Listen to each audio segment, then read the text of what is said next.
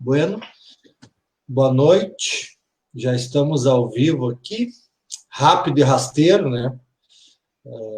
Vamos começando mais um dia aqui de bate-papo na nossa página Comunidades em Reflexão. Vamos começando devagarinho, até o pessoal ir chegando aí, né?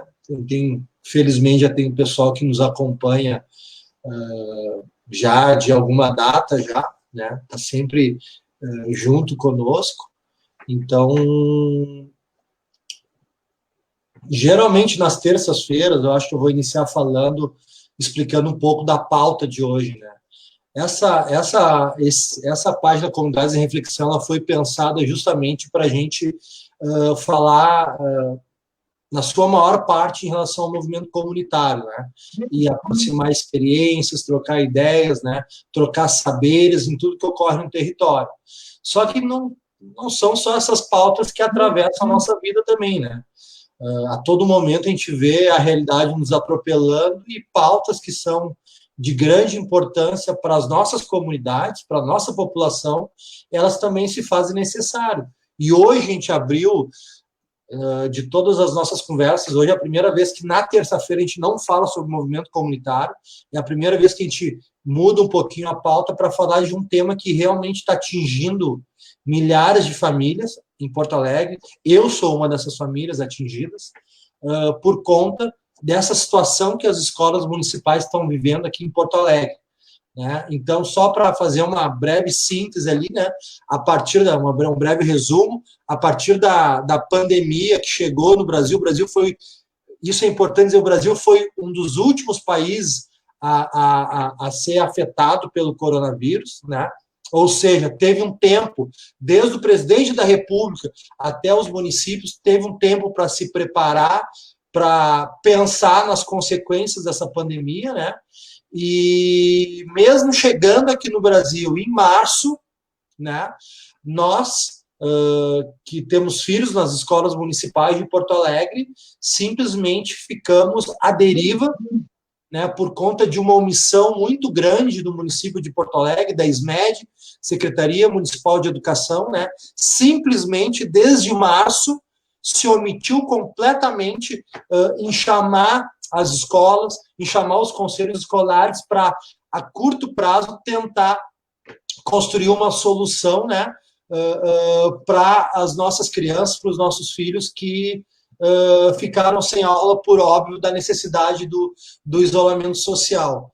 Então, passado quase 4 meses da pandemia, vem a Secretaria Municipal de Educação e apresenta, tira da cartola uma suposta solução, né, que é a tal da plataforma Cortex, que os professores vão poder aprofundar essa sua situação e nos trazer mais detalhes e mais compreensões disso tudo. Simplesmente não conversou com ninguém, chegou e deu um canetaço ali no dia 2 de julho, né? Faz mais ou menos um mês isso, que essa seria a solução para os alunos e para a rede municipal aqui de Porto Alegre. Só que, junto com isso, veio o problema da acessibilidade. A prefeitura disse naquele primeiro momento que, junto com o Córtex, teria todos os pais, as mães, teriam acesso à internet para poder se conectar a esse sistema para os seus filhos terem acesso a essas tarefas. Bueno, até hoje, isso não foi resolvido. E, pelo jeito, duvido que sejam. Então, a gente está vivendo um momento muito difícil. Eu, como pai de aluno, realmente a gente está muito apreensivo e muito preocupado com essa situação dessas crianças, da população como um todo, né, de jovens e adolescentes aqui da nossa rede, que está aí a ver navios, né? É bem isso. Então, para isso, a gente trouxe 2 professores que são da linha de frente. No movimento comunitário, a gente tem uma expressão que a gente usa que nós somos a ponta da espada. E aqui a gente tem 2 professores que eu posso dizer que são a ponta da espada também na luta pela educação, na luta por conta dessas pautas que são tão caras para a nossa população de Porto Alegre. Então, é um prazer recebê-los aqui na nossa página aqui.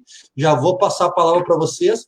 Queria agradecer o pessoal que já está entrando aqui, que está dando boa noite, que está nos acompanhando, pedir para compartilharem também, né, que daí mais pessoas podem nos acompanhar. Tem aqui o Fabiano, boa noite, companheiro, está sempre aí conosco, faz um trabalho muito bacana de esporte lá em Eldorado do Sul.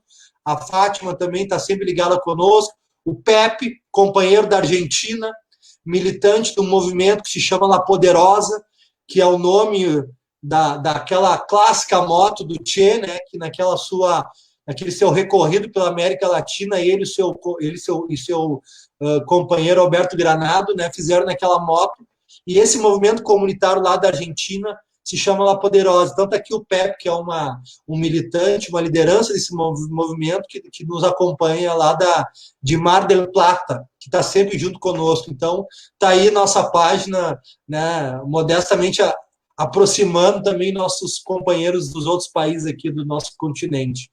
Sabrina entrando aqui também, grande abraço para as pessoas que estão nos acompanhando, e já passo a palavra para os meus queridos convidados aqui, para a gente já dar o pontapé inicial a essa pauta, né, que é a gente começar a fazer uma análise da situação que as nossas escolas aqui estão vivendo, né, que afeta professores e afeta as nossas famílias. Vocês decidem aí, meus queridos companheiros, quem começa a falar. Pode ser o Marcos, tem que ligar o microfone. Marcos, o microfone está fechado. Jonas, começa aí. Não, então tá, vamos começar. Para mim é uma satisfação estar aqui dialogando com todo mundo, enfim, para a gente conversar desse tema tão importante que é a educação, né? Estamos aqui com o Marcos, enfim, da Tempa, e o Fabiano, que é um lutador também da educação, que a gente conheceu aí no movimento, digamos assim, na defesa da escola pública, ali em 2017. Foi uma luta muito difícil de ser feita na cidade, no momento em que a gente vê o início de um governo que começa a desrespeitar as comunidades, a sua própria lógica de diálogo, o seu trabalho acumulado. E realmente, Fabiana, a gente vê assim na pandemia muitas dificuldades. Eu, como professor, eu estou na rede desde 2011 e posso te dizer que eu tive 2 secretários de educação só, uma foi a Cleci e o outro o Adriano, e de longe o Adriano é muito ruim, é um secretário desqualificado, despreparado para lidar com as idiosincrasias da rede municipal, que é uma rede que tem escolas conveniadas, é uma rede que tem educação infantil, que tem ensino fundamental, tem ensino médio técnico, é uma rede que tu conta hoje com muitos professores altamente qualificados, subaproveitados, gente com mestrado, doutorado, gente que não para de estudar nunca, que produz, faz pesquisa, enfim, e que está sempre pensando a educação, sabe, para mudar ela, para melhorar, para realmente atingir aquilo que a gente acredita que é importante, que é o direito à aprendizagem dos alunos. E tu vê um governo que não investiu, ele não investiu na educação. Hoje, se a gente for olhar, Fabiano, o problema não é só a pandemia e não ter conseguido estabelecer um diálogo com as crianças, que são o nosso objeto. O nosso fim último é que a criança aprenda. Então, ele está desde março até agora, veja bem, ó, abril, maio, junho, nós vamos completar 4 meses que não há diálogo com as comunidades e as crianças estão abandonadas. Quem teve que tentar acolher as crianças? A questão da ação voluntária dos professores criando mecanismos, né, de manter o vínculo, enfim. E tu vê um governo que encerrou 700 cargos de professores. O direito à educação, a gente sabe que não é uma coisa simples. Não basta ter uma escola lá. É preciso ter o professor lá, ter as ferramentas. E hoje, para entrar no debate que tu propõe aqui, que é a educação na pandemia, hoje nós temos uma rede que, em termos de tecnologia, informática, internet, ela é altamente defasada, ela não está preparada para isso, porque os alunos não construíram conhecimento sobre isso. O conhecimento que os alunos sabem é empírico, de mexer no celular, é empírico de mexer no computador, aqueles que têm computador. Saiu uma pesquisa do IBGE que mais de 70% das famílias não têm computador em casa. E isso, as famílias gerais do Brasil, pega a alta renda até a baixa renda. Então, se tu for analisar, a baixíssima renda não tem computador. No caso das periferias de Porto Alegre, não existe computador. Pode haver algum celular, alguma coisa. E a educação que o governo propôs agora na pandemia é com o uso do celular. Veja bem, o celular que é um objeto que a gente usa para ver vídeo, para ver foto, mandar um áudio, mandar um texto pequeno, e não para desenvolver uma pesquisa, um processo de aprofundamento numa área do conhecimento, que é o objeto da escola. Então a gente vê que é um ensaio só para dar conta de um discurso social de que as outras redes estavam fazendo, e a prefeitura tem que fazer também. Mas aí tem um grande erro e um problema que a gente aponta. Dia 2 de junho, tu disse, ele anunciou o programa. Dia 29 ele disse que ia começar, até agora não começou, porque ele não criou os mecanismos para que as pessoas pudessem acessar, ou seja, a gratuidade da internet, porque o ensino já foi pago. Na verdade, os impostos pagam os professores, pagam a escola e pagam, enfim, toda a metodologia que vai ser utilizada. Tu não pode querer que os pais e mães paguem mais no processo agora. E nós estamos vendo, tu deve estar vendo na tua escola também, que tu é pai e faz parte do movimento, tem uma angústia de muitas mães e pais correndo atrás de dinheiro para poder comprar um celular para o filho, porque às vezes eles não têm um filho só na escola, tem 2, 3. E aí vai ter várias tarefas de português, matemática, enfim, todas as disciplinas de uma escola tradicional. E há uma preocupação grande e não há nenhum diálogo com a rede. Não há diálogo com os professores, não há diálogo com as instituições que representam, que é a Tempo e Simpa, não há uma construção com o Conselho Municipal de Educação. Há um diálogo que, digamos assim, que é de surdos.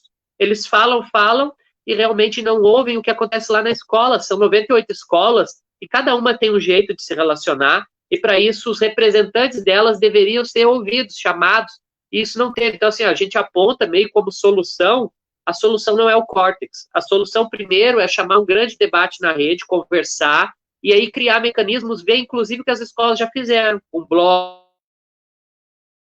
páginas do Facebook, inclusive grupos de WhatsApp foram criados, para ver o que precisa aprofundar, o que se pode fazer. Inclusive, quero já encerrar minha participação inicial aqui, dizendo que já a Câmara Federal dos Deputados aprovou um documento que vai flexibilizar o número de dias letivos, já não precisa mais ter os 200 dias letivos. Depois isso vai para o Senado, se aprovado lá, o que terá que ser cumprido são 800 horas, então não tem por que fazer essa, como é que se diz, essa angústia toda social na cidade sem debate, sem ter, né, dados concretos de que vai funcionar ou não o Córtex, porque pelo que eu conhecia, antes dele aparecer na prefeitura, o Córtex está nas pesquisas aí analisadas como um diário de classe, e não uma plataforma de educação à distância. São duas coisas diferentes que depois o Marcos pode trabalhar isso, ou eu também posso falar. Passar a palavra para o Marcos, então, né, para a gente já dar iniciar nesse tema. Vai lá, Marcos. Primeiro, boa noite, né, para todos e todas que estão assistindo, né. Eu faço parte da diretoria atual da ATEMPA, que é a Associação dos Trabalhadores em Educação do município de Porto Alegre. E é interessante a gente pensar esse nome, né, Associação de Trabalhadores em Educação, né, trabalhadoras, porque, de fato, essa pandemia mostrou também a diferença que existe entre quem está vivendo a pandemia por parte dos empresários e quem é trabalhador. Ou seja, a gente está vendo que o povo está muito sacrificado.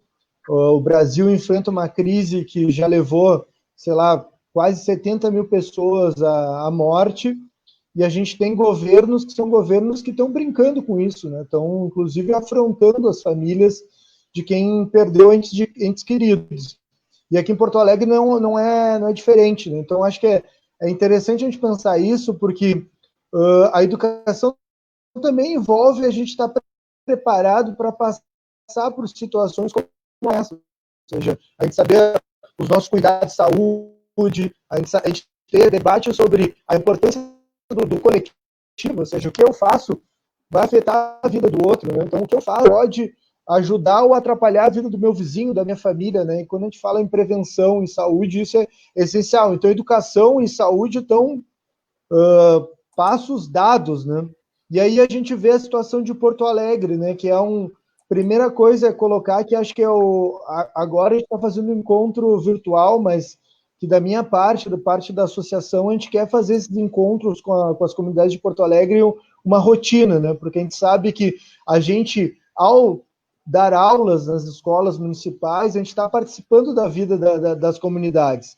E a crise que virá é forte e ela vai afetar tanto a educação do ponto de vista da gente, que é professor, professora, os trabalhadores, como também das comunidades. E a gente sabe que fazer educação tem a ver com isso. Assim, se eu vou dar aula numa escola de elite em Porto Alegre, eu tenho determinada demanda.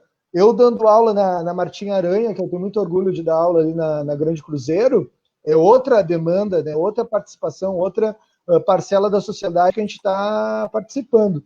E isso acho que é fundamental, né? Então, pensando um pouco nessa questão da pandemia, a gente vê um coroamento do que foi todos esses anos da gestão Marquesan e do nosso secretário lá, o doutor Adriano, que é falta de diálogo, um desprezo às comunidades escolares, o desprezo ao trabalho das professoras e dos professores. Então é isso que o Jonas colocou, ficaram quase 3 meses, lançaram uma plataforma privada, poderia ter sido feita pela Procempa, poderia ter sido colhido opiniões, ideias, propostas das comunidades escolares desses 3 meses, não ouviram, não chamaram ninguém para sugestões do que a gente poderia fazer durante a pandemia. E aí eu coloco uma questão que é o seguinte, essa crise vai passar e a gente não pode criar 2 classes de estudantes, né? Os estudantes que têm acesso à tecnologia e os estudantes que não vão ter, as famílias que têm acesso à tecnologia, à internet, banda larga, que mesmo a melhor internet do Brasil é uma porcaria, de vez em quando cai aí essas lives aí que a gente vê. Imagina nas nossas comunidades, né? E isso provavelmente vai acarretar em problemas 1000. Eu gostaria só de deixar os pais e as mães, assim, e todo mundo que está vendo, mais tranquilos, porque eu acho que a gente vai ter que estabelecer uns acordos com as comunidades escolares, no sentido que a educação se faz ao vivo, né? A educação, a gente tem que estar muito preocupado com o retorno às aulas. Primeiro, que seja um retorno às aulas com segurança do ponto de vista da saúde. E segundo, que a gente garanta, de fato, uma atenção como talvez nunca teve ao aprendizado das nossas crianças, dos nossos jovens e também dos adultos que fazem EJA. Ou seja, que a gente traga essa preocupação agora para o dia a dia das escolas e a gente possa fazer pedagogicamente, ou seja, como a gente ensina, como a gente aprende uma grande concertação, ou seja, que toda a comunidade participe, que a gente, de fato, pense todos os alunos, os que tiveram mais dificuldade, tiveram menos dificuldade, que eles possam participar desse processo, porque, como o Jonas colocou, o Conselho Nacional de Educação já está colocando algumas questões que são importantes e o nosso Conselho Municipal também. A primeira delas, que não exista a figura da reprovação escolar durante esse ano. Ou seja, que tu não pode penalizar o aluno ou a aluna por todo esse contexto que a gente vive.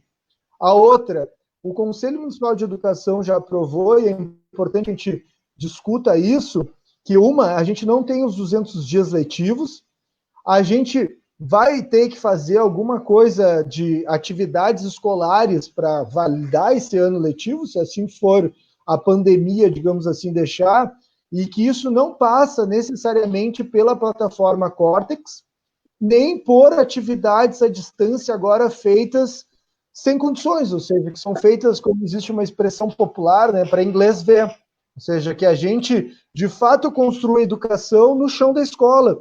Construir educação, por exemplo, isso é algo que na minha escola eu já coloquei, nós educadores e educadoras temos que estar perfeitamente saudáveis e animados, motivados para o retorno às aulas.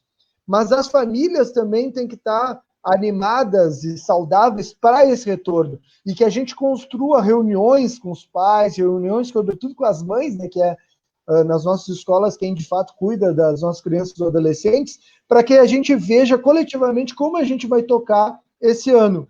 Porque a nossa desigualdade social, nossa crise econômica, infelizmente é muito pouco tempo, né, para a gente poder construir uma alternativa online, que por si só na educação fundamental, e o Jonas aí pode comentar mais, é algo que é muito questionável, se de fato, mesmo as crianças que têm acesso à internet, têm acesso a um bom notebook, se elas vão aprender sem a troca entre essas crianças, esses adolescentes, sem as perguntas e as trocas com os professores. Ou seja, a nossa preocupação é como ficamos bem para que depois a gente viva a nossa vida e aprenda, inclusive as famílias, e nos ajude no combate a esses governos como o do Marquesan, valorizando a escola, né, participando da vida da escola, né. Eu sei que isso pode parecer um tanto comodista, o que eu estou dizendo, porque eu não estou dando uma saída para a gente resolver isso nesses dias chuvosos, que a gente tem que ficar em casa, quem pode, né? Mas eu acho que a gente vai ter que fazer um grande acordo na cidade, no Brasil, em defesa da educação, e isso, inclusive, para quem é pai e mãe de aluno, significa participar da vida da escola, da reunião aquela que é chamada, muitas vezes não se participa. Acho que a gente vai precisar de todos e todas, né, dos estudantes, das pais, das mães, dos vizinhos da escola, ou seja, porque os governos vão vir com tudo para usar essas plataformas como uma maneira, inclusive, de deixar a nossa escola pública de lado. Essas colocações que vocês trazem aqui de forma introdutória, a nossa pauta de hoje aqui, elas são de uma importância muito grande. Vocês falando, eu lembrava e quero contar aqui brevemente uma experiência que nós tivemos enquanto conselhos escolares no ano passado com essa gestão. Mas antes disso, antes de a gente seguir aqui, quero mandar um abraço para as companheiras e companheiros que estão entrando aqui, a Elaine, o Luciano, liderança da Grande Cruzeiro também, está sempre junto conosco no nosso bate-papo, a Carmen, o Jonas, né? O homem é onipresente, né? Está na live e também está fazendo seus inteligentes comentários aqui. A Soraya, a Márcia, que é uma mãe e uma guerreira na luta por uma educação de qualidade aqui de Porto Alegre, participou de várias ações conosco no ano passado e no ano retrasado também, na luta por uma educação pública de qualidade. Eu queria fazer aqui trazer um pouquinho da história do que está sendo esse governo Marquesan, né? Porque essa forma como ele vem querendo implementar esse córtex dialoga muito como vem sendo a conduta dele desde quando ele tomou posse em Porto Alegre. Se a gente for lembrar, uma das primeiras medidas que ele tomou, quando ele foi empossado prefeito de Porto Alegre, para nossa desgraça, ele simplesmente mudou toda a rotina escolar de todas as escolas de Porto Alegre sem conversar com absolutamente ninguém. Deu um canetaço lá no Paço Municipal, no seu ar-condicionado, né, na sua poltrona confortável lá, e as escolas que se virem, as comunidades escolares que se virem. Bom, nós fizemos um movimento muito forte na época, dos pais, das mães, todo mundo junto, fizemos manifestações na frente da prefeitura, e sempre foi uma marca desse governo. Ele, em nenhum momento, ele abriu possibilidade nem para conversar com a comunidade escolar, seja ela pais, seja ela mães, seja servidores do município, seja professores ou quem quer que seja. Para nós, pais, a marca que tá ficando, felizmente esse governo está no final, né, e espero que de fato seja o final desse governo, a marca dele foi a falta de diálogo, né? E agora a gente está vendo mais um capítulo disso. E tanto é assim que eu queria compartilhar com vocês aqui uma experiência que nós tivemos, uma experiência muito desagradável. Ano passado, a Secretaria Municipal de Educação chamou os conselheiros escolares para fazer uma formação do papel dos conselhos escolares em Porto Alegre. Eu, né, achei meio estranho, né? Pô, quem não conversa quer debater o papel do conselho escolar, mas vamos lá, né? Não vamos por má vontade deixar de ouvir a prefeitura. Vamos lá conversar com eles. Chegamos lá, o que era entre aspas, formação dos conselhos escolares para eles, era uma cartilha que eles apresentavam para nós lá no auditório, lá no prédio da SMED, dizendo como é que era a prestação de conta que os conselhos escolares tinham que fazer. Que esse era o papel dos conselhos escolares. Aí, claro, né? Claro que ninguém tem sangue de barata, né? Nós tivemos que intervir. Não, mas escuta aqui, Isso é importante, claro que é, em saber a prestação de contas, mas nós não vamos debater o papel do Conselho Escolar, que é o controle social. O Conselho Escolar, ele é um controle social dentro da comunidade escolar. Esse é o papel dos conselhos escolares. Não à toa é a autoridade mais alta da comunidade escolar. É o Conselho Escolar, como determina a legislação. Nós não vamos debater isso. Aí, o que eles nos disseram, né? Eu tive que fazer essa intervenção. Não. Aqui não é o momento para isso, mas como assim que não é o momento para isso? Se a gente veio aqui para debater e para refletir o papel do Conselho Escolar, como é que a gente não vai falar sobre isso? Como é que a gente não vai falar que o secretário até outro dia achava inconveniente que alunos nossos repetissem a merenda no intervalo? Como é que a gente não vai debater sobre isso? Nós somos o Conselho Escolar. Aí ela pergunta, e qual é o teu segmento? O meu segmento é o segmento pais. Aí, como eles não podiam fazer muita coisa, porque afinal de contas era um pai e outra mãe também se manifestou lá, eles ficaram silenciaram, entende? Então, eu acho que isso é muito simbólico da forma como esse governo vem nos tratando, e não é de hoje. Isso mostra cada vez mais a importância dos conselhos escolares nesse contexto de enfrentamento, de um infeliz enfrentamento à SMED. Volto a dizer, nesse momento, independente do governo, deveriam estar conosco, sentado e construindo junto uma alternativa para os nossos filhos. Deveria ser assim, mas não é. É ao contrário. É a lógica do canetaço e vocês que se danem. Então, e aí eles têm um jogo muito maldoso, e eu queria ouvir o que vocês acham sobre isso. Diuturnamente, acontece direto. Nós ligamos para lá, para a SMED, para cobrar uma posição deles. O que eles dizem? Que é culpa dos professores, que é culpa das escolas, que é culpa dos servidores. Ou seja, num jogo político de colocar pais contra professores. Pelo menos essa é a impressão que eu tenho, e que não é de hoje. Então, vocês que são professores, vocês são da rede, como é que vocês estão enxergando esse papel muito complicado e muito maquiavélico, eu diria, da prefeitura de tentar jogar pais contra professores? Sabe, te ouvindo assim, Fabiana, a gente lembra, né, de 2017, nós tínhamos mais turmas de EJA em 2017, nós tínhamos mais educação infantil, nós tínhamos turno integral mais, nós tínhamos projetos, nós tínhamos 700 professores a mais na rede. Sabe o que significa isso? Pensando que cada professor atende 30 alunos, multiplica 3 vezes 7, quanto que dá? É muito aluno que deixa de estar dentro da escola, que deixou de estar dentro da escola. Muito cidadão, né, muito filho ou até adulto, porque a EJA, nós estamos trabalhando com jovens e adultos que não tiveram no tempo certo o espaço para alcançar o ensino, enfim, a escola pública. E ao invés do município fomentar isso, o município, ele encerra um serviço de qualidade que o município tinha. Qualidade. Tem, né, nos lugares que sobrou. Então, teve muita luta, muita resistência, inclusive as comunidades escolares foram fundamentais. Eu quero, antes de falar sobre essa questão maquiavélica que tu coloca, eu quero falar da resistência que teve ano passado da eleição de diretores. Muitas escolas fizeram a eleição com a regra vigente, a lei vigente, ele queria mudar. Na época que tinha que lançar o edital para fazer a eleição, ele queria mudar a lei. Imagina, ele está desde 2017 na prefeitura, ele conhecia as leis, porque quando tu vira gestor, tu conhece as leis, é o mínimo. Tem ali 2 meses para conhecer o que tu não conhecia. O secretário de educação, quando entra numa gestão, ele tem que, o mínimo, ver as regras vigentes daquele sistema.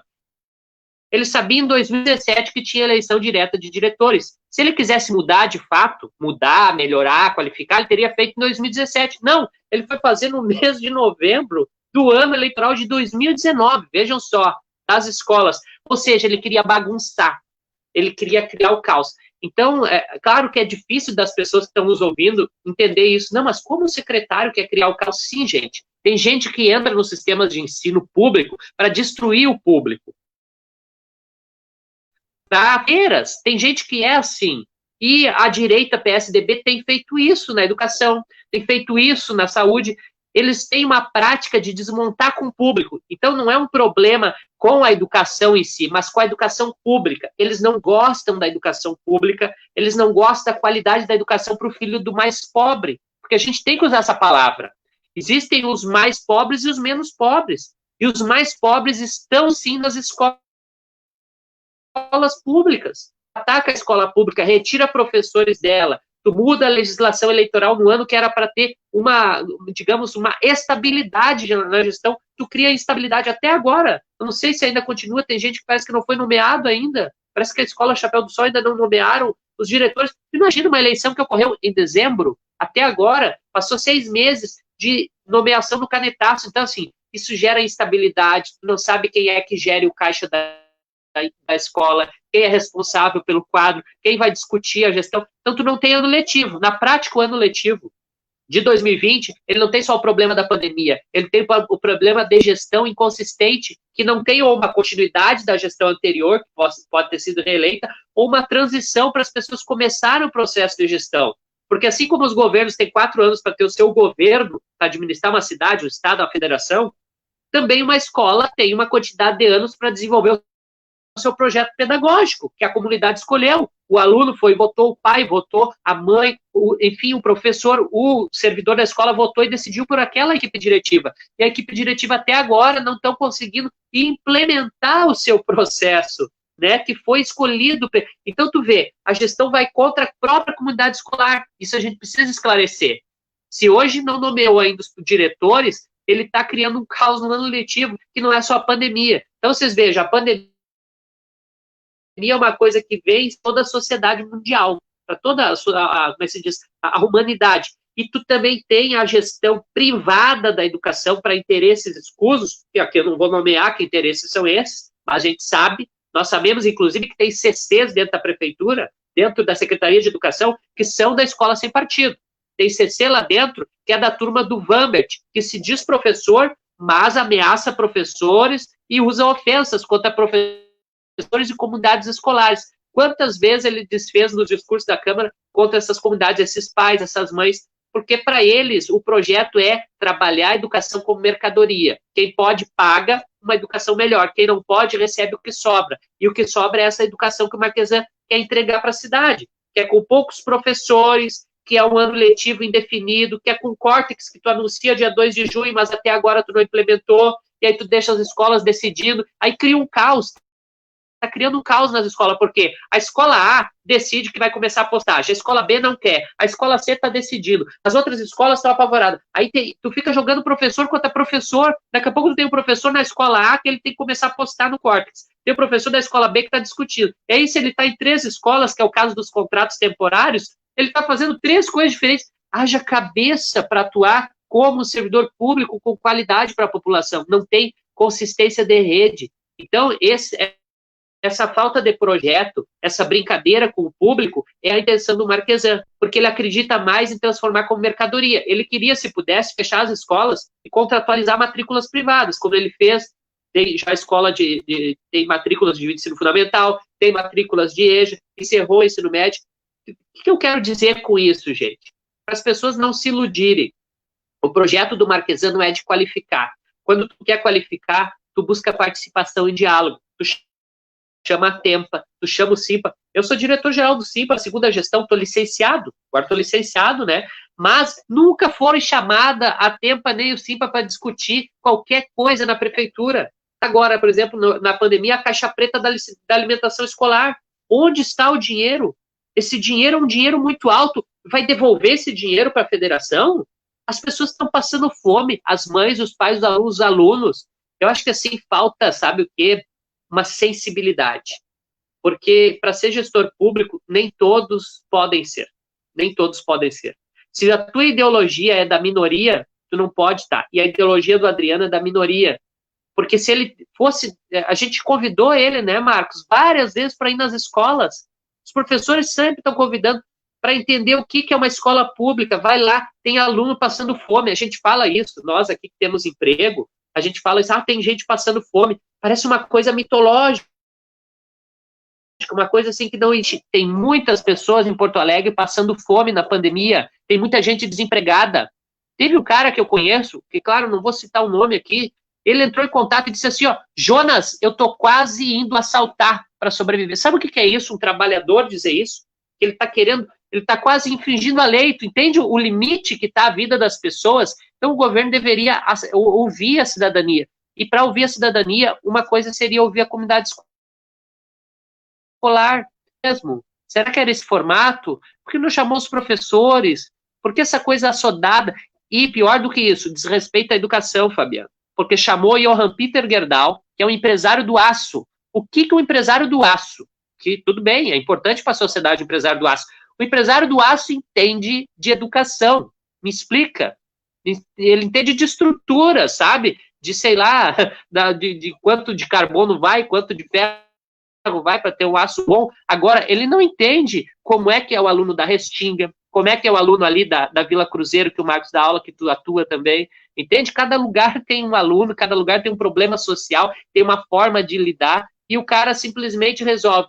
Fecha escolas, por exemplo, a coisa das escolas, para lembrar para vocês por que é importante, né, quem está nos ouvindo, é importante pensar cada aluno de cada bairro, porque tem tráfico em muitas regiões, e o aluno, às vezes, não pode andar 3 quadras, porque lá é de outra facção. Então, se tu fechar essa escola aqui, ele nunca mais vai estudar, se tu fecha essas matrículas. Então, tu bloqueia o direito à educação por tu não entender os territórios, por isso que a escola tem que ser chamada, por isso que a Tempo, os Simpa devem ser chamados para discutir qualquer coisa de fechamento ou mudança, que cada território, tu tem que conhecer como é que é aquele mapa, entendeu? Das relações sociais, porque não podemos dizer assim, o crime não existe, ou não posso considerar o crime. Tu tem que considerar, porque isso, infelizmente, faz parte de uma sociedade desigual. Uma sociedade não tem condições de vida dignas para todo mundo. E o tráfico e, enfim, a criminalidade acaba fazendo parte. E a zona de Porto Alegre, a gente sabe como é. Até agora está um pouco a menos, já teve mais pesado ainda. Então, assim, para essa minha segunda participação, para dizer isso para vocês, eu fico muito triste, sabe? Essa é a palavra, acho que não tem outra. Triste, porque a gente quer colaborar. Nós, servidores públicos, a gente colabora com qualquer governo, sabe por quê? Porque nós somos servidores da cidade. A cidade escolheu um projeto, A, B ou C, vai atuar 4 anos. Só que o problema desse governo é que ele entende nós como os inimigos. Nós não somos inimigos. Nós somos atores para implementarmos políticas de Estado que atendam o direito à educação. Nós, professores, somos tratados como inimigos, pessoas que têm que ser eliminadas e combatidas. Enfim, 700 cargos ele conseguiu encerrar. Se ele fez isso, quer dizer que ele queria fazer com todos. Não pode, porque temos estabilidade. Senão ele enxugaria drasticamente e passa isso tudo para o privado, enfim. Antes de passar para ti, Marcos, mandar um abraço ali, o pessoal tá muito atuante, queria agradecer a participação de todo mundo, da Carmen, da Rosélia, né, militante sindicalista aí do município também, né, a Cláudia, a Fabiana Rosane, que entrou aqui, a Michele, mãe da rede municipal também, o Michael, liderança da Grande Cruzeiro, o Brunão, que é o professor da rede também, está sempre aí conosco também. Então, agradecer a participação de todo mundo aí. Marcos, por favor, pedir para o pessoal compartilhar, né? Depois tem uns amigos meus, cara, tu esquece de pedir para o pessoal compartilhar. Eu disse, cara, mas eu estou ainda dominando esse trem ainda, dá um desconto. Então, pedir para o pessoal que puder compartilhar aí nosso bate-papo, possibilita que outros pais, que outros professores possam estar junto conosco. Porque o bacana dessa participação é que eu vejo pais, eu vejo mães, eu vejo professores aqui se manifestando. Isso é muito legal, porque é justamente isso que o Marquesarão quer, que pais e mães construam junto com os professores uma possibilidade de uma educação pública de qualidade. Desculpa, Marcos. Não, que é isso. Acho que a nossa essência aqui é buscar esse debate e depois ver como é que a gente formula propostas bem básicas, né?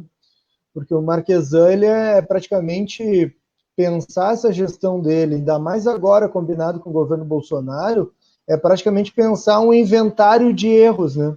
Inventário é aquele negócio que tem nas empresas, tem lugares para ver onde é que está cada coisa, qual é o patrimônio, né? O patrimônio da gestão da educação é erros. E erros com propósito, como o próprio Jonas colocou, que essa turma, eles têm um pensamento que é bem ardiloso, que é o seguinte, anteriormente a gente achava que a educação, para ser privatizada, ela tinha que fazer um leilão das escolas públicas, alguém comprar e aí passar a cobrar mensalidades. Essa turma pensa o seguinte, eles pensam, vamos deixar a escola pública o pior, vamos fazer com que o filho do trabalhador, da trabalhadora que vai na escola pública veja que a educação é uma lástima, Vamos tentar transformar a professora e o professor no responsável por isso. No caso do município de Porto Alegre, que os nossos colegas historicamente conquistaram uma remuneração minimamente decente, comparado, eu já tive experiência de ser professor do estado do Rio Grande do Sul. Quando eu trabalhava no estado do Rio Grande do Sul, em 2012, 2013, eu ganhava R$1.000 para dar 20 horas no estado do Rio Grande do Sul, já com pós-graduação, no último nível da carreira. Ou seja, no município, a nossa remuneração é melhor que isso. Mas a meta de pessoas como Marquesan é que a gente receba igual os nossos colegas do estado. Ou seja, não que os colegas do estado recebam igual a gente, não que a gente seja valorizado. Isso é histórico, passou por todos os governos, né? Inclusive os governos do PT mantiveram essa realidade do estado. Mas aqui, acho que o que trata é a gente pensar o seguinte: vivemos uma pandemia, a crise social vai ser absurda depois dessa pandemia. A gente ainda não tem como saber isso. Então, por exemplo, do ponto de vista da Atempa, e eu estou falando isso em todas as reuniões, acho que no Simpa também, que é um movimento muito vivo, os sindicatos, as associações de trabalhadores, ou elas se enxergam como movimento social, ou a gente conversa com as comunidades escolares, conversa com os movimentos das associações de moradores e constrói lutas coletivas, conjuntas. Ou seja, a gente não pode mais enxergar o movimento da educação, dos professores, das professoras, e o movimento do bairro. Ou a gente enxerga isso está tudo junto, para inclusive lutar por pautas que são pautas que vão ser necessárias, como a questão da renda básica. Está bem atento do que o projeto que está no Congresso Nacional de mudança dos programas sociais por parte do Bolsonaro, que é diminuir recursos que sustentam muitas famílias, porque a nossa economia, infelizmente, por pessoas como Marquesan que vão para a economia também, cria muito desemprego, cria uma informalidade enorme. A gente está vendo agora um movimento bonito dos integradores, das entregadoras de aplicativo, que armaram, inclusive, uma grande manifestação nacional na semana passada. Eu acho que todos esses movimentos têm que se juntar. Para quê? Para que a gente possa também, quando a gente for fazer educação, pensar a nossa realidade. Ou seja, trabalhar esse tema como um tema educacional. Ou seja, como a gente constrói um cidadão, uma cidadã consciente para mudar a história das nossas vilas, dos nossos bairros em Porto Alegre. E isso acho que como eu falei, acho que isso é um acordo, uma conversa que a gente tem que ter em todas as escolas. Ou seja, ou a educação se junta ao destino do povo, ou o professor e a professora está ralado, desculpa usar esse termo, e a população também vai ter uma péssima escola ali no seu bairro, né? E o que os governos jogam é a ideia da mercadoria no sentido mais estrito. Por exemplo, vamos pensar, se eu sou mal atendido numa lanchonete, eu vou voltar lá? Se eu tenho um mau serviço em alguma coisa, eu vou voltar nesse lugar? Por isso que a educação não pode ser pensada assim, porque as escolas são dos nossos bairros, as escolas são das nossas comunidades e são ofertadas pelo poder público. Por isso que o controle social das escolas é algo fundamental, os conselhos escolares. Por isso que o Marquesan, por exemplo, em 2017, a gente fala de rotina, mas o que é interessante, do inventário de erros do Marquesan é o seguinte: eles acabaram com as reuniões pedagógicas.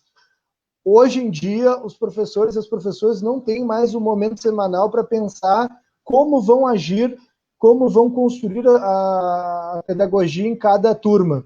Isso aí agora é em poucos momentos que se faz isso. Marquesan tirou isso. Para tirar isso, o que ele fez? Ele alterou o horário das escolas. E aí, ao fazer isso, ele diminuiu meia hora as aulas por dia nas nossas escolas. Então, o Marquesan tirou o planejamento pedagógico e diminuiu o tempo que os alunos e as alunas têm contato com os professores e professoras do município de Porto Alegre. Imagina a barbaridade que é isso nesses 3 anos e meio. E agora a gente tem essa situação de pandemia, que em ano eleitoral é utilizada para vender uma saída mágica, que é a questão da internet. E a gente também tem que perceber uma coisa: E isso é bem interessante. Quem está assistindo essa live não é a maioria da população, que muitas vezes não tem acesso ou a um celular de qualidade, muito menos a um notebook, e não tem acesso à banda larga. Ou seja, a internet também tem que ser a pauta dos movimentos de educação e dos movimentos comunitários. A gente tem que construir uma pauta pelo acesso à internet de qualidade nas nossas comunidades. Porque isso, por exemplo, é o que está criando duas classes de sujeitos aí na nossa atualidade. O cara que tem internet consegue participar mais da vida social. Quem não tem uma internet ou um equipamento básico de qualidade, um bom celular, um bom computador, o cara imagina, ele não consegue nem se relacionar nesses tempos, né? Então, isso eu acho que são coisas que a gente vai conversando, vai trabalhando, e eu gostaria de dar uma boa noite, saudar também vários colegas aqui participando aqui do chat. Eu acho que a gente tem que usar essa nossa indignação aí para construir algo diferente, um caminho diferente, inclusive cobrar de todos os candidatos, candidatas possíveis, essas mudanças, inclusive nas eleições, porque a gente sabe que político, muitas vezes, só ouve o povo, e muitas vezes com muita obra de marketing, só nas eleições. A gente tem que cobrar de todos eles. Não dá para só ter aquele velho discurso, pela educação não quer dizer nada, a gente quer ver propostas, né, e concretas, né, para a nossa realidade. Queria pegar esse gancho que o Marcos colocou aqui por último, que dialoga um pouco com o que o Jonas tinha mencionado anteriormente, que é a questão da inclusão digital, né? Esse é um grande debate, inclusive dentro do segmento pais. Há um debate muito grande sobre isso, né? E essa construção dessa consciência de que a gente está falando em educação pública. E educação pública só faz sentido se todos tiverem acesso. Senão não pode se falar em educação pública. E para isso é necessário fazer um trabalho de construção junto, próximo, de todas as comunidades escolares. Porque o Marquesan, me parece, ele usa muito aquela estratégia militar do dividir para conquistar, né? Ele tenta cada vez mais apartar as pessoas que são parte do processo, pais, mães, famílias, professores, trabalhadores nas escolas, para justamente ele tentar governar com mais tranquilidade. E esse é um debate que a gente vem travando também no movimento comunitário. E aí eu amplio o espectro um pouquinho. O movimento comunitário, ele também me parece que ele tem um papel nesse sentido também de cada vez mais se pautar por esse tipo de assunto e construção. Porque eu acho que é um desafio cada vez mais para a nossa população pensar que eleger alguém de forma alguma é dar um cheque em branco para essa pessoa. De forma alguma, seja o governo que for, seja o governo que eu tenho identificação ou que eu não tenho identificação, como é o caso agora, mas independente disso, eleger alguém não é dar cheque em branco. Essa pessoa não tem direito de achar que pode governar da forma como ele quiser, como Marquesan tenta fazer, como Bolsonaro tenta fazer. E aqui nessa página aqui, a ideia é bem essa mesmo, a gente dá nome aos bois. Aqui, a gente sempre pensou nessa página também como um papel de construção política. Política não no sentido partidário, mas política no sentido de construir conhecimentos juntos. E para isso a gente tem que dar nome aos bois. Para isso a gente tem que falar de partidos políticos. A gente tem que falar do prefeito. A gente tem que falar sobre o presidente da República. Porque isso não está descolado da nossa realidade. Isso não está descolado da realidade. Não adianta a gente fazer um debate apartado, fora das disputas de poder, e chegar na eleição e tomar no lombo por mais 4 anos. E é isso que eu digo para os meus companheiros de movimento comunitário. Todo mundo tem direito a ter opções partidárias, opções de candidatos, mas nós temos que debater, nós temos que aprofundar isso de forma civilizada, de forma tranquila, né, de forma muito harmoniosa entre todos, mas a gente tem que sentar e conversar. O único bicho da face da Terra que raciocina é o ser humano. Se a gente não usar essa característica, bom, não se diferenciamos de uma ameba, entende? Então, quer dizer, esse é o debate que o movimento comunitário também está, de alguma maneira, fazendo nesse momento em Porto Alegre. Porque é justamente isso, entendeu?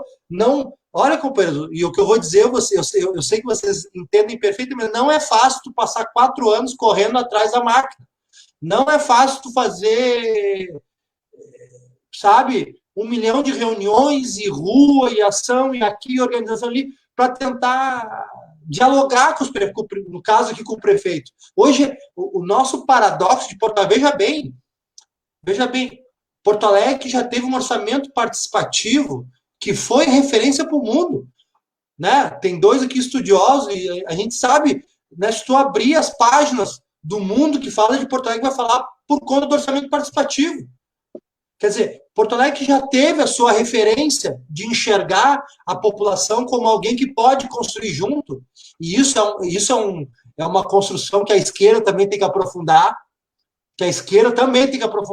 de cada vez mais fazer políticas públicas com as comunidades e não para as comunidades. A direita é uma tragédia, que a gente já sabe, está aí o Marquesa para provar. Mas a gente tem que cada vez mais aprofundar essa relação com as comunidades, porque o movimento comunitário, ele é uma riqueza de conhecimento, de saberes, de experiências. Nós temos lideranças comunitárias nos territórios que poderiam sentar e falar perfeitamente, por exemplo, de mobilidade urbana, por exemplo, de regularização fundiária. São autodidatas do conhecimento. E estão ali parados, entende? E isso, para nós que somos um pouco mais jovens, embora a gente já não cozinhe na primeira fervura também, mas comparado a essas lideranças, nós somos uma geração mais nova, a gente olha e diz, puxa, isso aqui é um potencial incrível, que se um governo tiver um mínimo de inteligência, vai aproveitar essa inteligência dos territórios, vai aproveitar essas experiências. E hoje o governo Marquesan, ele completamente é apartado disso tudo. Então, eu acho que esse é um grande desafio que o Marcos falou, que o Jonas falou, e nós temos que aprofundar de coração aberto, de forma fraterna. Gosto muito das reflexões do Frei Beto nesse sentido, né? A gente precisa cada vez mais desconstruir para construir. E, às vezes, o desconstruir é se desarmar para poder cada vez mais a gente estar junto, movimentos comunitários, movimentos sociais, que não são a mesma coisa, movimentos políticos, sim, temos que debater qual é o projeto para Porto Alegre, qual é os candidatos que podem nos fazer a gente mudar de realidade um pouco nessa relação com o poder público. Tudo isso está nesse caldeirão que a gente vive hoje e que cada vez mais tem que ser pauta nas comunidades. Eu que nasci e cresci na comunidade da Cruzeiro, eu nasci e ouvi, e não era culpa da minha família, eu fui entender isso bem depois, a gente tinha um ditado que é até hoje, é muito popular nas comunidades: política não se discute. Política não... Quer dizer, isso é um câncer que nos colocaram na cabeça, gerações pós gerações, justamente a gente não está, por exemplo, nesse momento, numa página que tem como seu público-alvo as comunidades. E aqui a gente tem que falar, a gente tem que botar o dedo na ferida. Como diria um grande pensador que eu gosto muito, o Walter Benjamin, ele diz: nós temos que contar a história contra pelo. Ou seja, né, pegar o pelo da gente, não pentear no sentido da raiz, mas no sentido contrário, porque daí salta tudo que é tipo de coisa. E a gente pode refletir e aprofundar sobre essa realidade nossa que a gente tem que estar de forma debruçada para poder avançar. E aí eu queria que vocês, devolvendo para vocês também, vocês falarem um pouquinho dessa questão das escolas municipais que hoje estão Porto Alegre está na bandeira vermelha, né? E a prefeitura jogou a bola para as escolas para poder fazer, inclusive, tarefas físicas para entregar para os alunos. Mas, sendo bandeira vermelha, e nós estávamos numa reunião do Conselho Escolar essa semana, e nós estávamos ali num debate, nós, segmento pais, segmento professores, como é que se faz isso numa situação de bandeira vermelha em Porto Alegre, e com boas possibilidades de chegar à bandeira preta nos próximos dias? Como é que a gente faz esse tipo de construção? É possível a gente pensar nisso numa situação como a gente vive agora? Uma coisa assim, Fabiano, que tu coloca, antes de tentar te responder, eu tenho uma opinião sobre isso, né, e, enfim, vários professores têm as suas, e eu vou externar a minha, mas antes disso eu queria dizer o seguinte: se tu for analisar, em maio, o governo federal aprovou lá no Congresso a emenda constitucional 106, e dentro dessa emenda, que é um regime fiscal diferente, que ele pode gastar mais dinheiro do que tem para poder, na pandemia, salvar algumas coisas. Só que eles destinaram eles acham que fizeram uma grande coisa, destinaram apenas 5 bilhões de reais. Quando tu fala bilhões, é muita grana, né? Fala, o cara é milionário, tem 1 milhão, 2 milhões, tem 3 milhões, é milionário. Estamos falando em 5 bilhões de reais para todos os mais de 5 mil municípios do Brasil. Todas as redes estaduais, rede federal, rede municipal, e nós estamos falando em 45 milhões de estudantes. Isso para atuar na pandemia e tentar salvar o ano letivo 2020. Só que isso é irrisório. Se tu fizer um cálculo pequeno, tá? Tu pega 5 bilhões e divide ele por R$1.000, que é o valor de um computador básico. Se tu comprar numa licitação, tu compra computador, vamos comprar, digamos, 1.000 computadores. Vai sair por R$1.000 um computador. E aí, tu sabe quantos computadores tu consegue comprar com 5 bilhões, que é o que o governo federal destinou para salvar o ano letivo 2020? Tu consegue apenas atender 5 milhões de alunos. E são 45 milhões que nós temos no Brasil, na rede pública. Então, tu não alcança o mínimo, nem a metade das pessoas. Tu alcança 5 milhões de 45 milhões de alunos. Digamos assim, comprar um computador para emprestar para o aluno, para ele fazer mais atividades, para ele interagir, quando voltar à aula presencial. Não isso. Então, não vai ter salvar ano letivo 2020. Quem vai construir, digamos assim, não deixar esse ano ser soterrado, são os professores e as suas comunidades, e bem que tu traz. As comunidades vão precisar vir para dentro da escola quando perdeu o ano letivo 2020, para pensar o formato novo. Porque o governo federal lavou as mãos, não vai botar dinheiro. E o primo rico do Brasil, dos entes federados, é o governo federal. Não é os municípios, não é o Estado, muito menos o Estado, que estão quase todos endividados. Poucos estados têm uma grana alta, que é São Paulo, que é altamente industrializada, enfim, trabalha com muita exportação, Rio de Janeiro, que tem royalties de petróleo, tem enfim, toda uma matriz, né, histórica do Brasil, que o Brasil se construiu no Rio de Janeiro, São Paulo, e o resto do Brasil é o resto, sempre o resto. E aí o Brasil nunca consegue, né, democratizar o acesso à educação por causa disso, as pessoas não se preocupam com a educação. Quando tu vê um ministro da educação nomeado mentir sobre o currículo, do que tu espera do governante, o presidente, que sequer olha se o cara tem currículo ou não tem, para assumir uma pasta tão importante, que é educar o povo, a nação, formar o homem e a mulher nova do futuro, que é isso que a educação tem que fazer. Educação na sociedade é formar quem vai assumir o país logo adiante, porque nós vamos passar, nós vamos envelhecer, nós vamos se aposentar, nós vamos morrer, e os próximos vão ficar. E a educação que forma esse novo homem, essa nova mulher, e nessa sociedade com pandemia, vai formar sem dinheiro, só com a boa intenção dos professores, essa é a realidade. Então o Marquesan, quando diz assim, o Córtex vai salvar, não, o Córtex vai salvar o discurso dele de dizer que está fazendo alguma coisa, se ele conseguir implementar o Córtex, porque de fato não vai. Nós temos hoje na rede municipal, Fabiano, daí tento responder depois a tua pergunta, a rede municipal hoje tem uma média de 20% de reprovação, de perdas, quer dizer, nós perdemos 20% dos nossos alunos, que é aí perto de 30 mil que a gente tem. Então, assim, acho que é esse o dado, posso estar errado. Mas, enfim, o que é triste disso tudo? É que a educação, ela está abandonada. O Marquesan, temos que lembrar. Por que a gente diz assim, o Marquesan é um problema, os caras só falam mal do Marquesan, os três estão falando a noite inteira mal do Marquesan, o Marquesan está tentando salvar a nossa vida, olha só como ele é legal, fecha o comércio, e ajuda, dá instrumentos, enfim, para as pessoas. Mas, na verdade, gente, o Marquesan, quando deputado, ele votou a PEC 95, que congelou investimentos em saúde, assistência social, educação. Sabe por que o Marquesan hoje não tem leitos nos hospitais? Por que ele tem que fechar o comércio? Porque lá, em 2016, quando ele era deputado ainda, terem mais dinheiro para investir nisso, na educação, na saúde. Por que ele não consegue implementar o Córtex e entregar um computador para cada aluno? Porque lá ele votou contra isso. Ou seja, o Marquesan ele é contra o público. Ele é a favor da carreira política dele, que traz o nome do pai dele, que o pai dele, inclusive, nós temos que lembrar aqui, o pai dele fazia parte, na década de 80, do movimento contra as diretas já, o movimento contra a democracia, contra a participação. E a gente sabe que a gente herda muito do nosso núcleo familiar. Então a gente não pode se enganar com o Marquesan. Ele é o filhote da ditadura, ele não gosta de democracia, por isso que ele não quer ouvir os conselhos escolares, por isso que ele fazia isso com vocês, que são pais, Fabiano, por que ele não ouve os professores? Ele só quer estar ali na estrutura do Estado para administrar para os seus. Os seus são os seus parceiros, seus partidos, enfim, seus amigos, que agora nós estamos vendo muito vereador que sempre votou contra a cidade, escrever cartinha e dizer eu sou... Como assim?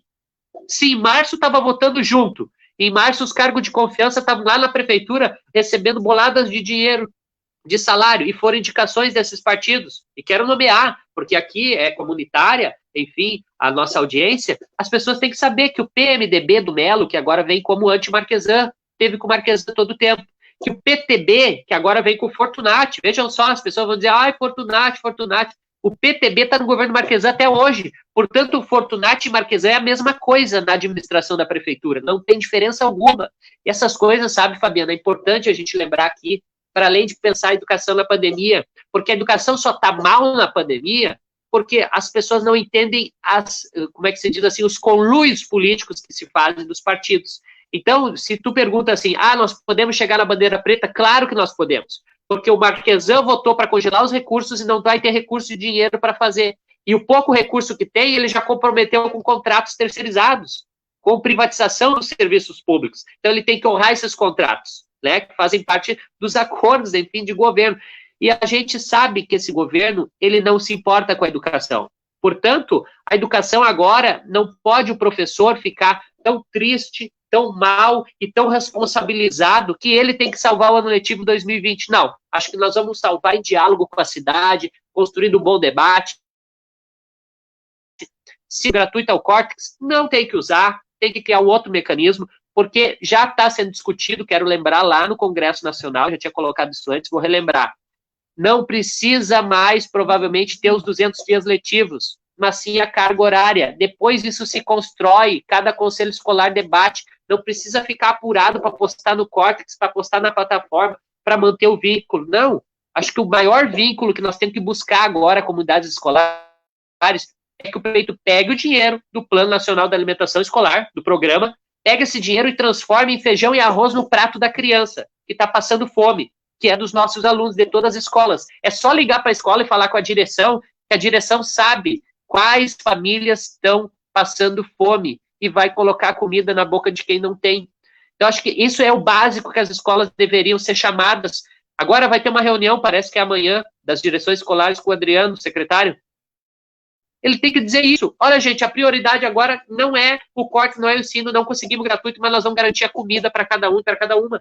Chamar o Johann Peter Gerdau, não para dizer o que o professor tem que fazer, que ele não sabe o que o professor tem que fazer. Ele é empresário do aço. Chamar o Johann Peter Gerdau para botar dinheiro para a alimentação dessas famílias. É isso que é fazer uma administração do Estado para as pessoas que mais precisam.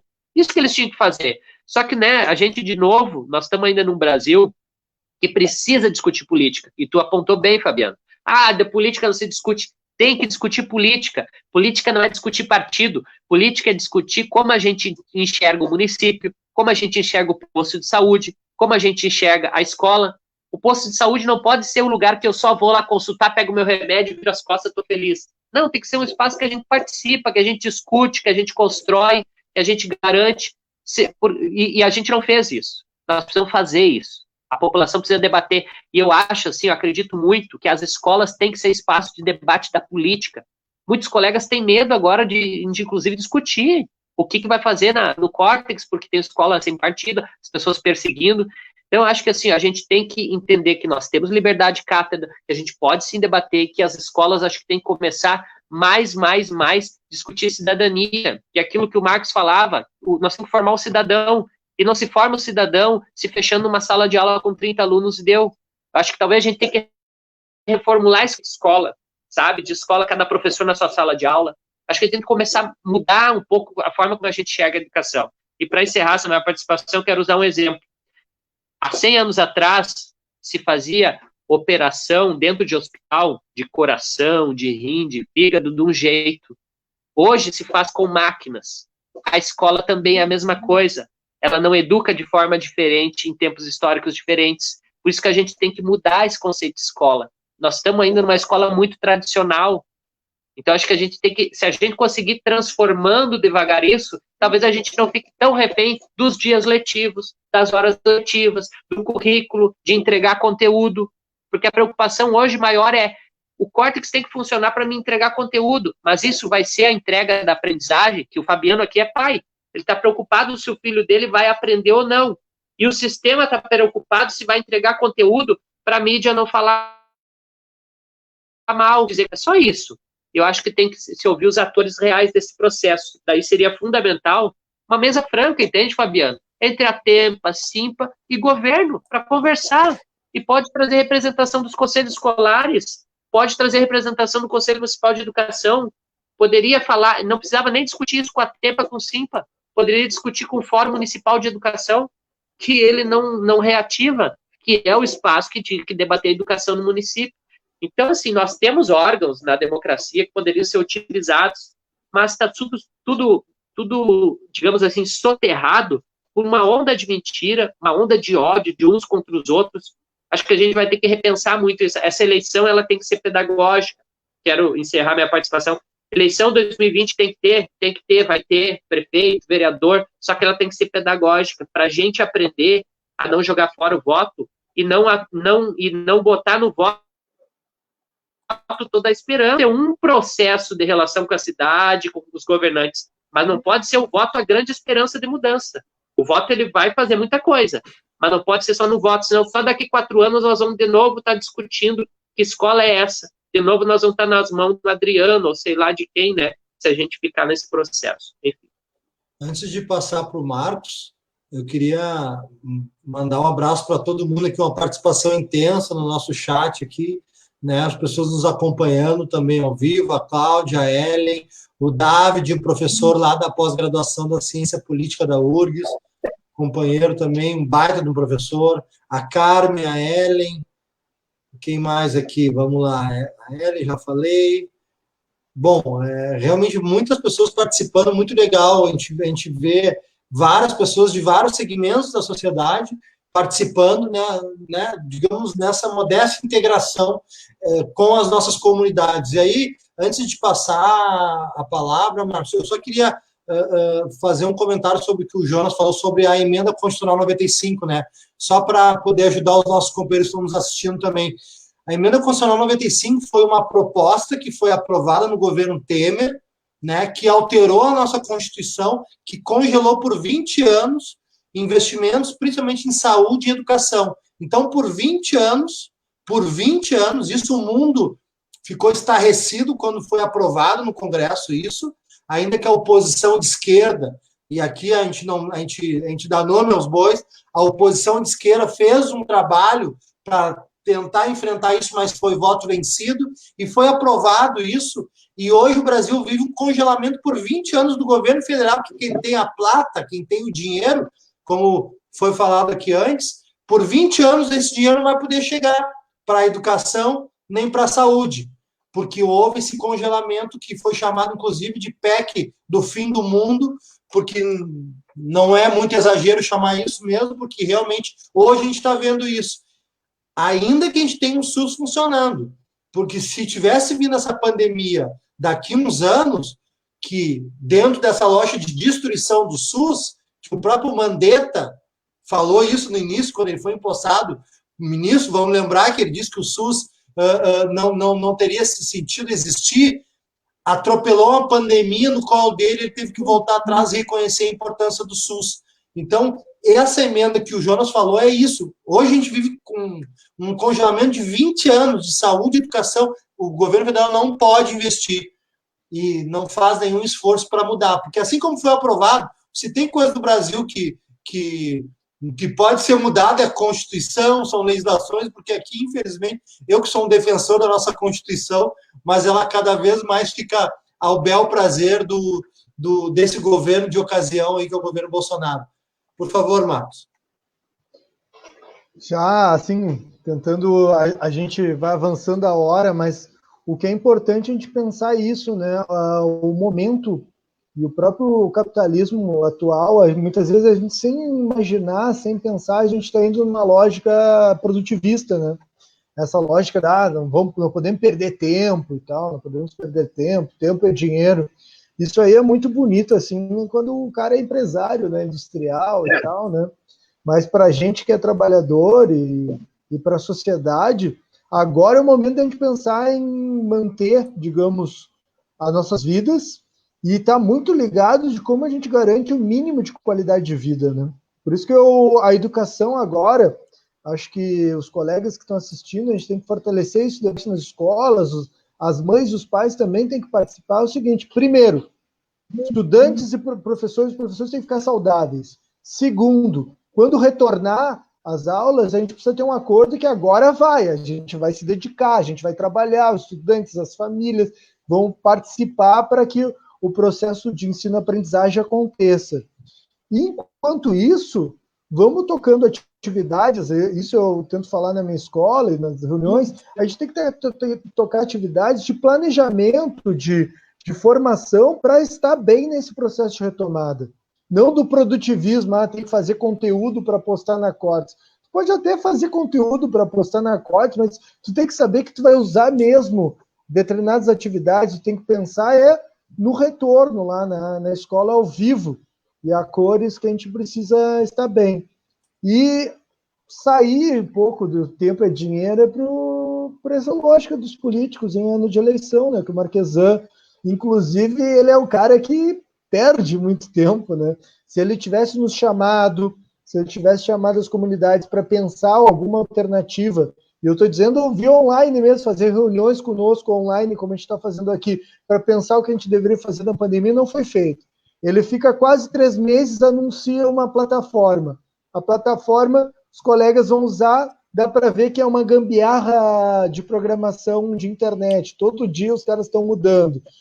Faz mais de um mês que ele anunciou, ele prometeu lá que ele teria um acordo com as grandes operadoras de telefonia e de internet, não tinha feito, tipo o aluno aquele que diz que fez o tema, esqueceu em casa, aquela coisa que a gente acha engraçado, mas para o prefeito e para os secretários pega muito mal.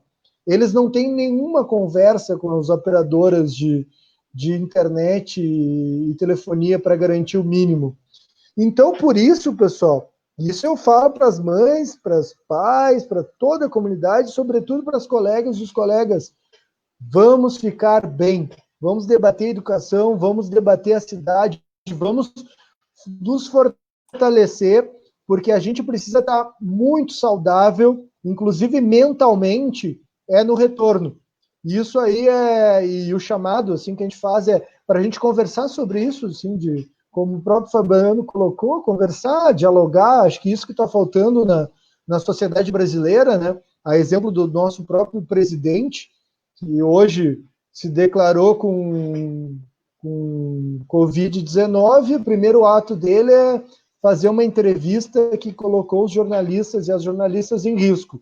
O segundo ato dele é ser garoto propaganda de um medicamento que toda a comunidade científica e a própria OMS diz que não deve ser utilizado como protocolo para a Covid-19.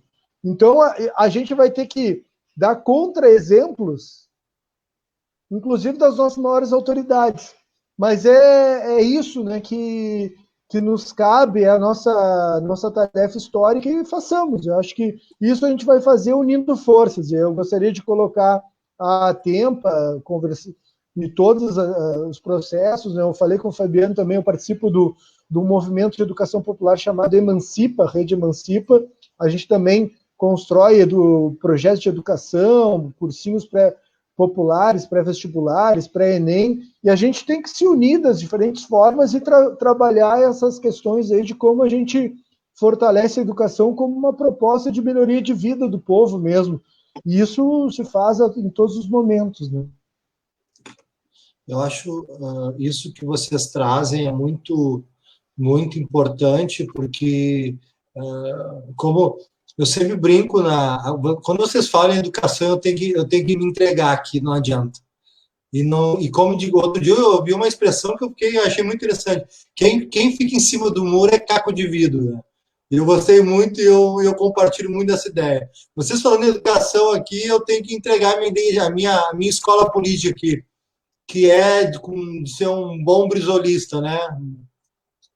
Acho que esse cara faz muita falta para o Brasil, faz muita falta para o embate político, para o bom embate político, e a pauta da educação foi a pauta que o Brizola levou para a sua vida, e está mais comprovado, e não é também tão difícil de enxergar dessa forma, que não é possível construir um país sem levar a educação a sério.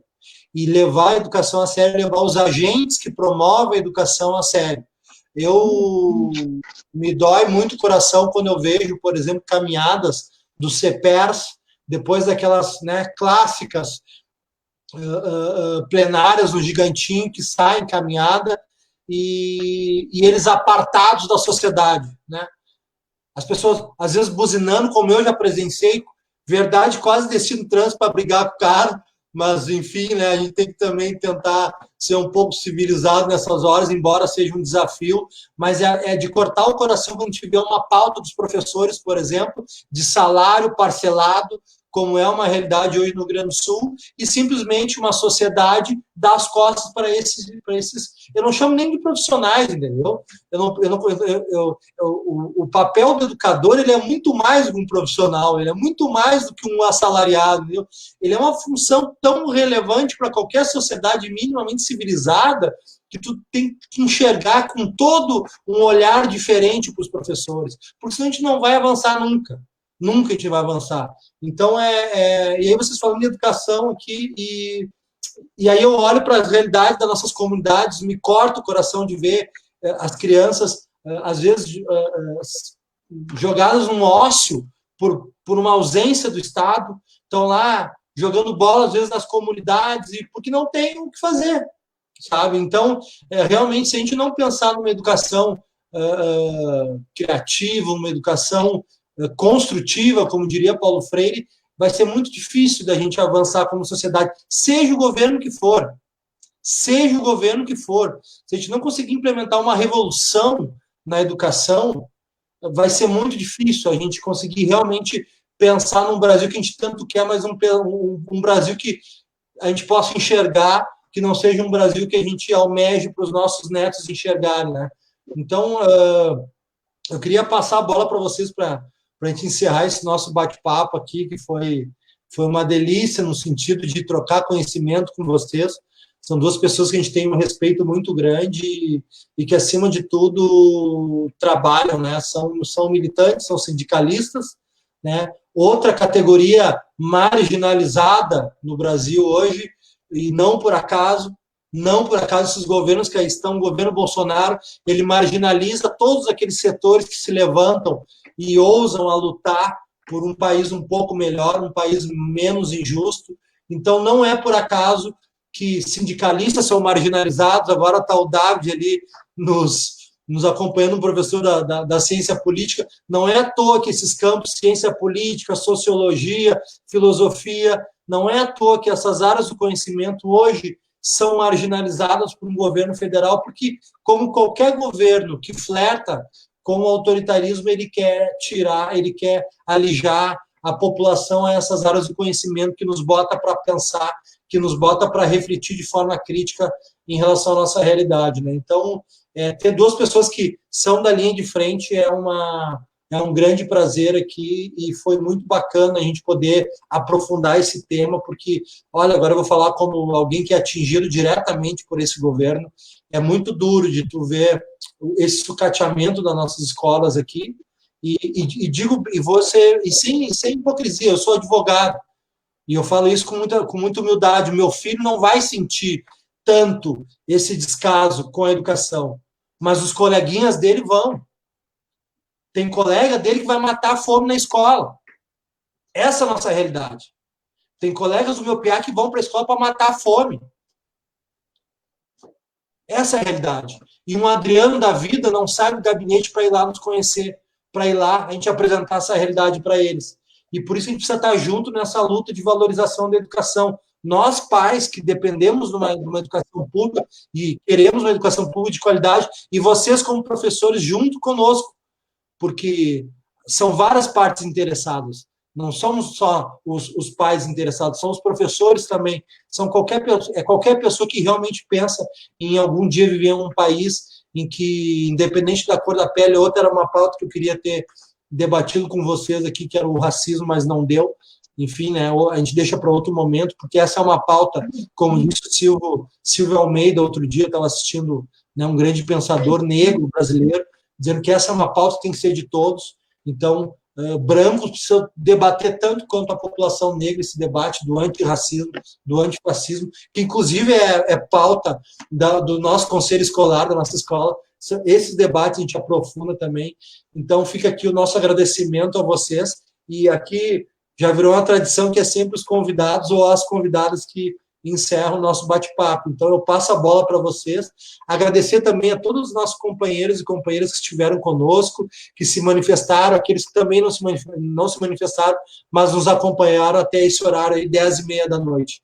Então, passo a bola para vocês aí e até uma próxima aí, com certeza. Valeu, Fabiano. É muito legal estar aqui conversando com as pessoas. E, na verdade, vira um diálogo, né? Porque a gente fica ali lendo os comentários para ver se tem uma pergunta, daí tem que responder, e a gente acaba mudando o que vai falar, porque houve um colega escrevendo alguma coisa que tu está pensando, alguma coisa que te ajuda, te acende, né? Uma esperança, não só a esperança de mudar, mas também essa vontade de acumular forças. A gente tem que acumular forças. Eu acho que esses debates que a gente faz online, eles acumulam, a gente dialoga, a gente constrói, nós temos sintonia. Todo mundo aqui é trabalhador, é trabalhadora, e eu acho que a gente tem que buscar o nosso espaço coletivo, eu falo, não é o espaço individual, da meritocracia, de cada um por si, um derruba o outro, essa coisa. Isso é o capitalismo, né? O capitalismo não tem lugar para todo mundo. O capitalismo tem lugar para poucas pessoas. No capitalismo, só uns vão ter o poder, outros vão ter que obedecer, e vão rezar a cartilha. No capitalismo, a gente tem a escola pública jogada às traças, como a gente está vendo hoje, que tu mesmo sabendo que tem o dinheiro da alimentação, tem gente passando fome, e tu tá amarrado, tu não consegue, sabe, sair disso, tu não consegue, porque tu, como classe, não tem a consciência. Então, acho que é preciso construir uma consciência. Eu acho que as nossas instituições que defendem os trabalhadores, elas têm tentado fazer isso. Não é uma coisa fácil,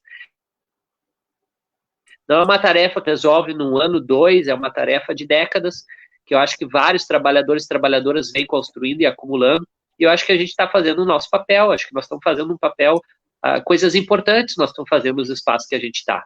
E acho que a gente tem que seguir fazendo isso, seguir acumulando. Eu acho que Porto Alegre já experienciou coisas boas, acho que Porto Alegre merece muito mais que isso. Porto Alegre teve mais tempo de ditadura e governos nomeados do que eleitos democraticamente. Se tu for olhar, o Brasil é assim. Então, a democracia é uma criança, né? Um bebê que não saiu das fraldas, estamos trocando as fraldas da democracia. Pode ser que ela consiga chegar numa infância aí, né? Adolescência, enfim. Então, tem gente lutando contra a democracia, querem matar ela, né? Afogar ela. Porque as pessoas não querem que os outros pensem. As pessoas não querem que os outros decidam por si. As pessoas querem decidir para os outros. Todo mundo, se tu for olhar, que essa inclinação autoritária do governo Marquesan e de muitos partidos que estão com ele, eles querem dizer aonde eles vão botar o saibro, qual rua que eles vão pavimentar, qual escola que eles vão deixar aberto de noite, qual não vão. Eles querem decidir sem ouvir o grosso da população. E a nossa intenção sempre, quando a gente está à frente das instituições, é que a maioria possa ser ouvida. Nós não queremos que um grupo da sociedade seja oprimido. Não, não é isso. Só que a maioria não é ouvida. A maioria mora nas periferias. As periferias de Porto Alegre não existem no mapa de gestão do Marquesan. Ele administra sem as periferias. Ele está administrando para a zona central. Isso a gente tem que denunciar. Ele não quer saber das escolas abertas, escola entregando merenda. Ele quer saber de fazer de uma vez a orla ali, com a tal pista de skate. É a grande sacada do momento. Eu não sei nem por que a mídia usa espaço para dizer que agora a Orla do Guaíba vai ter a maior pista de skate da América Latina. Sim. E vai continuar tendo a maior zona de uma capital brasileira sem água potável para todo mundo 24 horas, que é a zona da Extrema Sul e Lomba do Pinheiro. Me diz que prioridade é essa de manter trabalhadoras e trabalhadores sem água potável na época mais quente do verão, do ano, que é o verão, e aí tu tem uma pista de skate para quantos filhos da classe média irem com seu skate ali? O meu aluno lá da Restinga, se ele não tem comida, tu acha que ele tem skate para ir lá na orla? E para ir na orla ele vai ter que ter a passagem de ônibus, que ele não tem. Então, assim, gente, o conceito de cidade, o conceito de cidadania é o que a gente tenta fazer na escola, né? O Marcos na escola dele, eu na minha, a gente tenta discutir que cidadania é essa, que aluno é esse, e infelizmente a gente está lutando contra uma coisa que não é intransponível, mas é gigante, é grande, que é um governo neoliberal, que tem os seus parceiros empresários, que tem a RBS junto. A RBS nunca me chamou quando eu estava lá no CIPA, provavelmente ela não chama o Marcos para dar o contraponto de o que está acontecendo na escola, só chama o Marquesan para dizer, agora é o Córtex, gente, o Córtex. Mas chama um professor, não precisa chamar nós, chama qualquer professor. Chama qualquer professor. Chama, inclusive, um professor de direita para ver o que ele vai dizer sobre o Córtex. Se o Córtex vai funcionar ou não. Chama, eu conheço alguns colegas que têm o pensamento ideológico de direita, eu indico, mas eles não chamam por quê? Porque tem que ter só uma voz. Esse é o problema, acho que é o papel da educação, e eu te parabenizo, Fabiano, por estar discutindo hoje a educação. O papel da educação na sociedade ele é fundamental, porque é ali que tu pode dizer a tua palavra. E a escola pública, ela ainda é o grande guardião da cidadania, porque ali vai ir todo mundo vai passar por uma escola, todo mundo passa por uma escola pública praticamente. Então, a maioria da sociedade, todo mundo não, né, porque a classe privilegiada nem quer saber, mas é ali que tem o espaço para debater. O cara fica ali 9 anos, se fizer ensino médio, fica mais 3. Então, assim, é muito tempo de construção, muito tempo de conhecimento. Eu, quando era aluno, e aí concluo a minha participação, eu decidi o orçamento da escola, tinha o chamado orçamento participativo na escola. Uma vez, eu lembro bem na minha mente, que tinha que decidir cobrir a quadra de esporte ou ganhar computadores novos. E daí, a gurizada toda votou em peso para ter a quadra de esportes, né? Claro, a gente não queria saber de computador. E aí, mas a gente estava decidindo. Eu acho que as pessoas têm que ter direito de decidir, né? O Córtex não pode ser uma coisa da cabeça do secretário, deve ser uma construção para ver realmente se essas comunidades precisam de Córtex ou arroz e feijão. Acho que é um debate longo, né? A gente não encerra aqui. Fico muito feliz de estar podendo discutindo com o Marcos aqui, com o Fabiano, enfim, com todo mundo que esteve aí nos assistindo. E esperamos uma próxima vez aí poder continuar, né? E as nossas ideias, elas vão sendo construídas coletivamente, né? A gente aprendi com vocês, eu acho que isso aí é legal. Obrigado, gente. Boa noite. Valeu. Não, só tenho a agradecer, eu acho que a gente tem que ver assim, ó, tudo que a gente está pensando agora, né? Como é que a gente executa depois, né, desse contexto, porque a crise vai precisar de muita ação, né?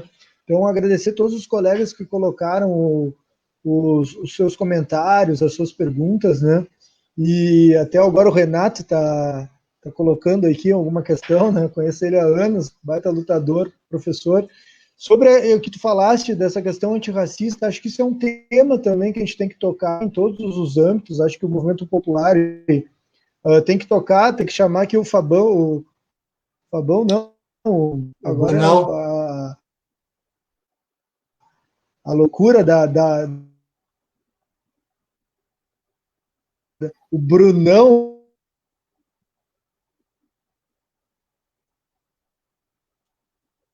Deu uma cortada aqui, deu uma congelada. Colega aí, muito dedicado, professor.